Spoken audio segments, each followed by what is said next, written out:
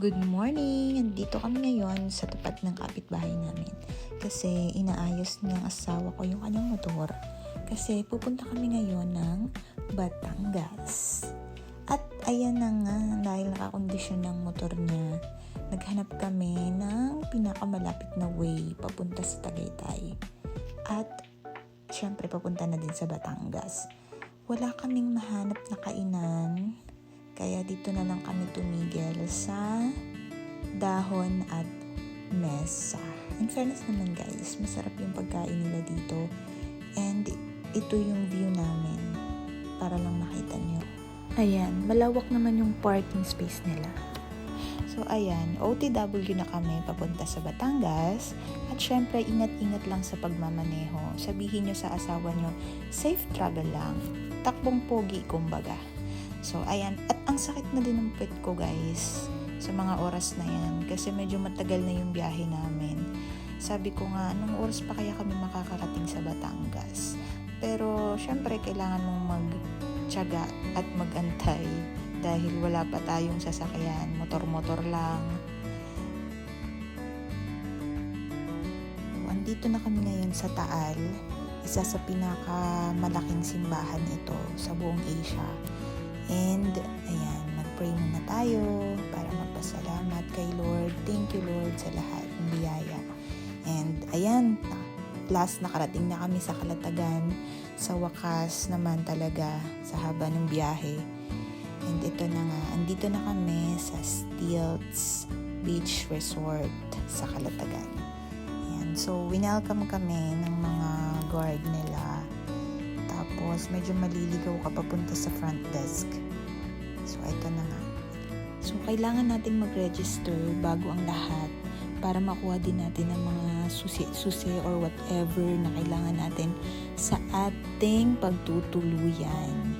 Ayan. At pagpasok natin, ang dami nating mababasang mga quotes na makaka-relate ka, in fairness naman. And kinakausap ng asawa ko yung staff nila. Dito na kami ngayon sa front desk at meron silang pa-welcome drinks. Binigyan din kami ng kopya ng mapa ng Stilts kasi ang laki guys ng Stilts. Iba-iba siyang beaches and andito kami ngayon sa Serenity. So ito yung nabook namin na available that time.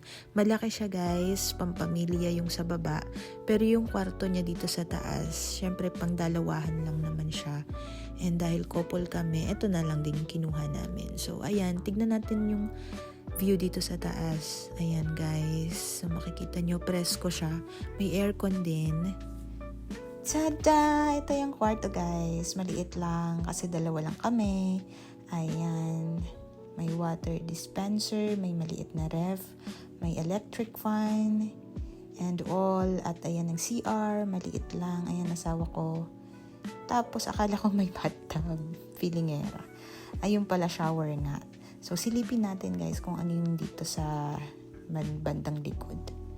Meron palang ano dito. Pwedeng pagtambayan sa labas. Ayan o, tignan natin, silipin natin. Maganda siya. Hindi ko nababanggitin kung magkano. 5,000 siya per night. Ayan, o diba? Ang ganda dito guys, magkape or tumambay sa gabi. Tipong kwentuhan ng kayo mag-asawa, kung kailan kayo magkaka-baby, Eto, ayan na yung view sa baba. So, bumaba na kami para syempre maligo na, para masulit mo naman yung stay mo dito ng isang gabi. Ayan, ito asawa ko, takot siya sa camera. Ayan, tignan natin kung gaano kaganda yung beach nila. For me, okay naman. Kaso yung tubig ay mababaw lang. So, hindi ko pwedeng mag-dive-dive ganon. May mga pa-swing-swing sila. Ayan yung asawa ko. Nag-e-enjoy naman siya. At ayan yung dagat. Maganda guys. Mainit yung tubig nung oras na yun na naliligo kami. Ayan. So, medyo basa-basain lang natin ng kaunti yung buhok ng asawa natin. Parang medyo sweet naman. Diba? Ayan. Presko siya guys. Ang sarap maligo. Nga lang mababaw talaga yung tubig. Hindi ako sanay ng ganon. Pero syempre, kailangan natin magpasalamat kay Lord at i-enjoy natin yung moment na to kasama natin yung mahal natin sa buhay, na nai-experience natin yung mga ganitong bagay na dati naman hindi nyo nagagawa, 'di ba? So, thank you Lord dahil napapa-experience nyo sa amin yung mga ganitong bagay. At syempre guys, nakakagutom 'di ba after mong maligo, swim. Ayan. Meron silang pool area dito malapit sa restaurant. Pwede kayong maligo hanggang 9 PM. So, kumain muna kami. Hindi ko na video guys. At ito yung view namin sa labas. Tahimik siya.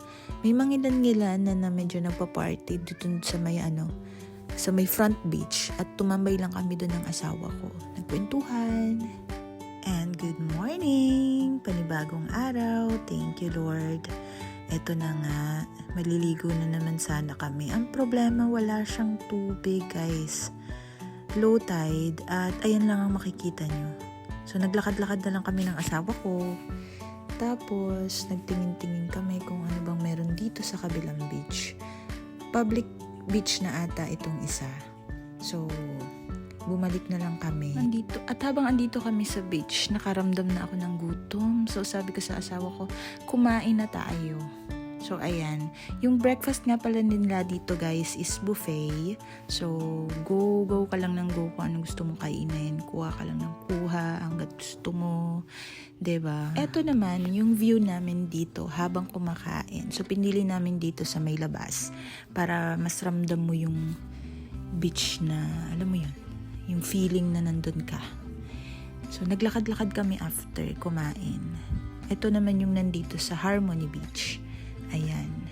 So, nandiyan na nakalagay yung I Love Stilts Calatagan. Tapos, may mga nakita kami dito na starfish, iba-ibang color. So, may brown, may blue. Tapos, naglakad-lakad ulit kami ng asawa ko. Tapos, nai-enjoy naman namin siya kahit mainit. Sabi ko sa kanya, sana next time, 3 na kami in God's perfect time. So, ayan, hanggang dito na lang. Piliin natin maging masaya sa araw-araw.